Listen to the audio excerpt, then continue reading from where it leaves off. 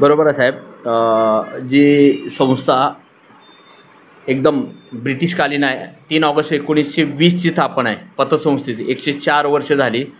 संस्था मोठी झाली नव्हती, पण माझ्या कार्यकालामध्ये मी सचिव झाल्यापासून 2016ला 7 मे 2016ला आम्ही निवडून आलो। त्यावेळी पतसंस्थेचा टर्नओव्हर होता 560 कोटीचा आणि आज पतसंस्थेचा टर्नओव्हर आहे 4300 कोटीचा।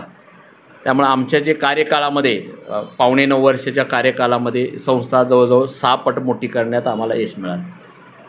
उमंग फायनान्स जो आहे काय काय पुढे आणखी करणार आहे ते स्टाफ सर, उमंग पॅनलच्या काय मागच्या कार्यकालात जे गोष्टी राहिलेल्या आहेत, कारण आमचा कार्यकाल 2021ला संपला, त्यामुळे आम्हाला अंधेरी आणि CP ऑफिसला शाखा खोलण्याची मंजुरी मिळायला सहकार कार्यालयाकडून शाखा पण खोलणार आणि जे बऱ्याच लोकांची मागणी आहे मेडिक्लेम पण आम्ही ग्रुप मेडिक्लेमसाठी पण आम्ही हे करणार आहे।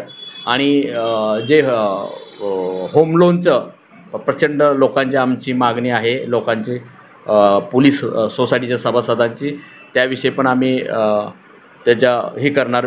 बऱ्याच बँकेची चर्चा करून ती पण हे करणार।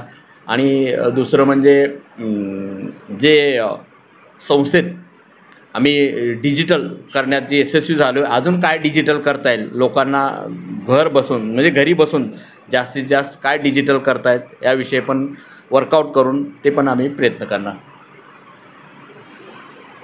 आणि ज्या मतदाराने पोलीस सोसायटीच्या सभासदांनी आमच्यावर 3ऱ्या वेळी प्रचंड बहुमताने मतदान करून आमच्यावर जो विश्वास दाखवला, तो आम्ही पुढील 5 वर्षात तो पूर्ण करेल।